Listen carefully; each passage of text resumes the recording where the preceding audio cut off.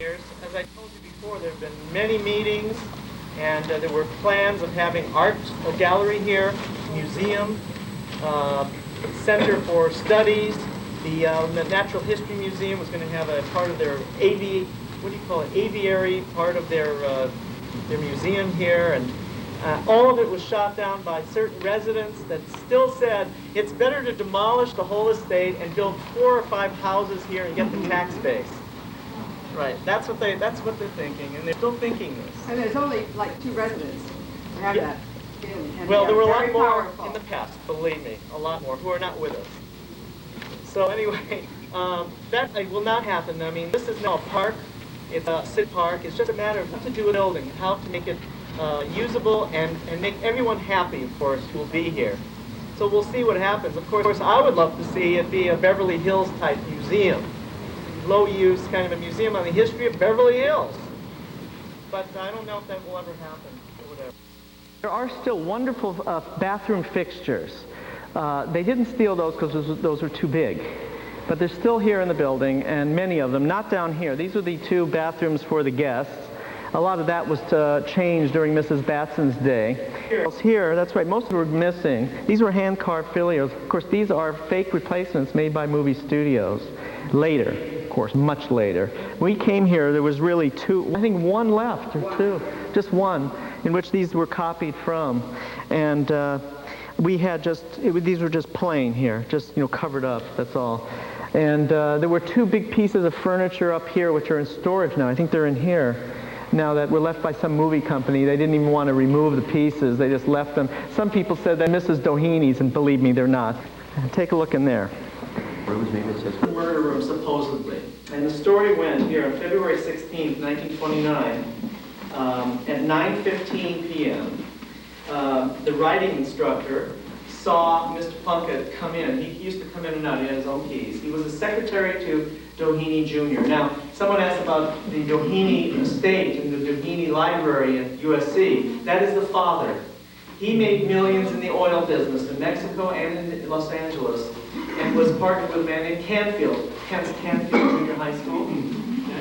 And it was the Doheny's son who was here. Doheny gave his son this property, the whole Doheny Ranch, as his wedding present to Lucy. Okay? So they moved in 1929. Remember, it took all those years to build it, from 25 to 29, and shortly after, only 6 months, they were here, he was killed. So he hardly had any time to do anything. That's why I said there weren't many parties here. And Mrs. Batson was in no mood to party until she remarried. Right? She remarried this man named Batson, and he was a very conservative man. They were really not partiers. And she raised her children here, and pretty much it was a pretty dull place. That's why everyone asked, well, there must have been things happening here over the years. Great parties, great movie stars coming here. No. None. She was busy having 5 kids. Yeah, she was very busy having 5 kids. And many of them were boys, I might add. 5 kids with Doheny or with Batson? With Doheny. Batson became their father later. Okay, so anyway, at 9:15 p.m., the writing instructor something, and he enters and he comes down into the building, and that's all anybody sees of him until later, when the doctor, family doctor, is summoned here by a phone call from Mr. Doheny himself. The doctor arrives, Mrs. Batson, Lucy, I'll call her Lucy. Lucy meets him, and they walk down here, because he's supposedly here somewhere. They're in this room talking. And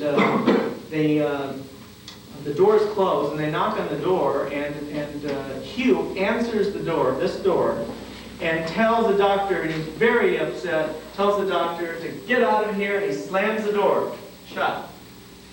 Shortly thereafter, there's a shot is heard, and then the doctor forces the door open and comes in and finds in here Hugh Plunkett dead right about here. Right where you're standing. There's the blood. That's the blood stain there. Okay, and the bed, I believe, I don't know exactly. I think the bed was over here, and right about here was the body of Doheny, but he wasn't dead yet. He was shot in the head, and he was not dead. The doctor tried to revive him for 30 minutes and couldn't do it, and he was pronounced dead here. And then I told you, brother-in-law and somebody else showed up, and then at 12 o'clock, I think it was, let's see, when was it? 12:03 a.m., Police Chief Charles Blair was called. And then a lieutenant and a sergeant showed up and discovered the 45-Colt Beastly under Plunkett's body. 2 of the 6 shells were spent. Okay?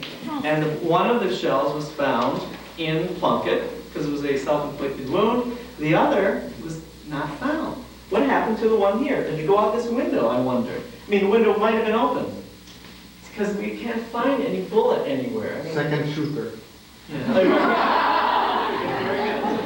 So that is the only real scandal here at the house, was this horrendous murder. And of course it was in newspapers and everything. That's where all this information is from. It was quite a detailed report. And the police have this report. It's all pretty much documented. It's no big mystery or anything like this. And but the question is the motivation, and then we'll move on because we have time. The motivation. There were 3 or 4 motivations. And you have to make up your own mind of which you believe. But one of them is they had a falling out between money issues. Yeah. Possibly, Doheny was going to commit Plunkett to a mental institution. Possible, because he was mentally ill. And he knew this, and he kept him on for years because he felt he was loyal to him, and they were both loyal and all this. That's a possibility. And then there was the other one, which many people believe, is that Doheny had a second life as a homosexual. Or bisexual, or whatever it was, and that he was laying down the law, like, forget it, that this relationship is going to end, and that's why Plunkett killed him. So that's a very good possibility. No, but the Doheny family will not say anything about it, of course, but I don't think they really know, to tell you the truth. And I've interviewed some of the grandchildren, they really don't know anything. But it's one of those kind of things. And unfortunately had to happen 6 months after they moved into this wonderful place.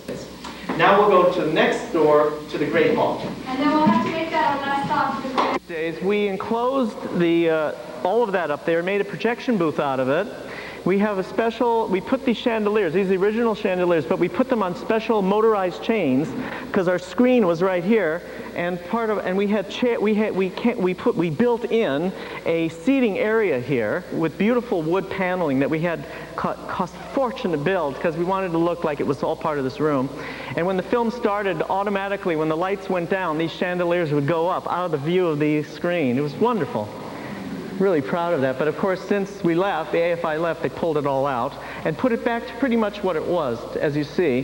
The painting was there. It's not an important painting. It's just a school painting from the early 19th century or maybe late 18th century. And she left some of the, fire surrounds here and there. I'm not sure if that's the original one or not. I don't think so. I think that was put in later. The mantle. The mantle. Yeah, it's not the original one. Yes.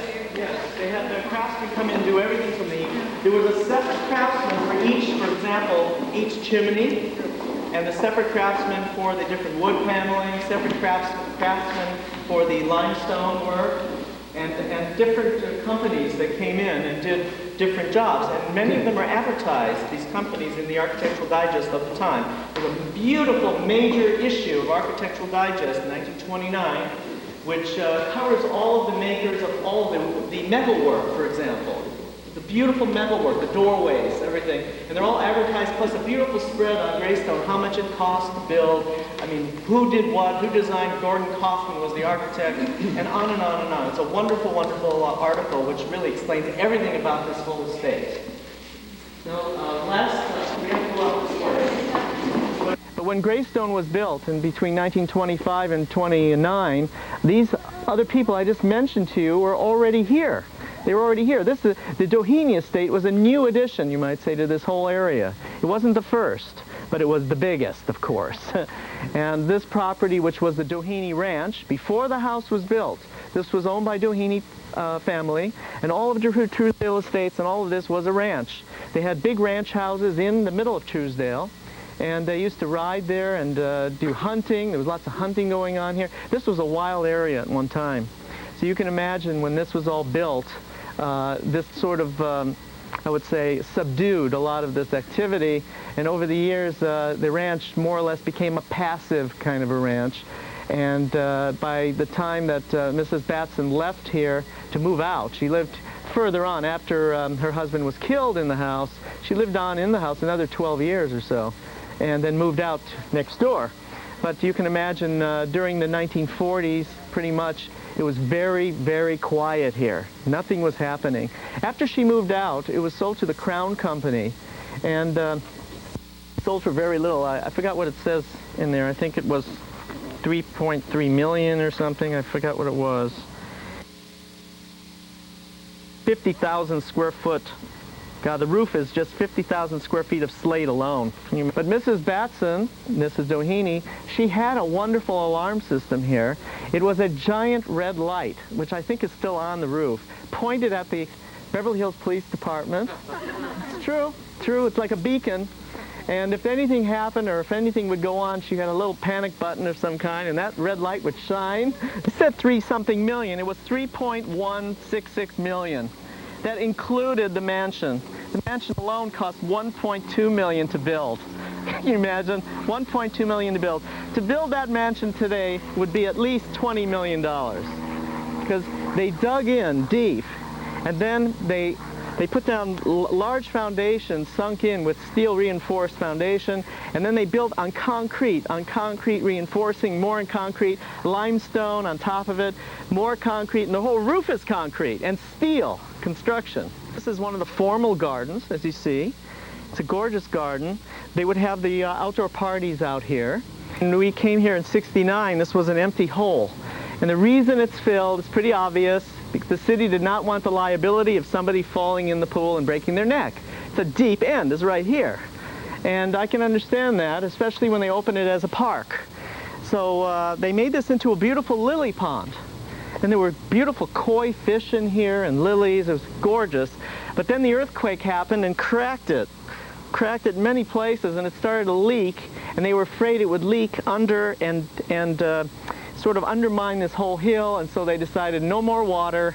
We have there's like a patio up there for sunbathing, and also when they had parties, they didn't have too many parties, by the way, but it was supposed to be that you would have your musicians up there, and you'd have a party here, and you'd have the pool, and you'd have inside there the places to eat, and they have the food preparation, etc. So this was an actual entertainment center, as they would call it. It's not just a swimming pool. They would use it for parties too. And as you can see here, it is private as can be.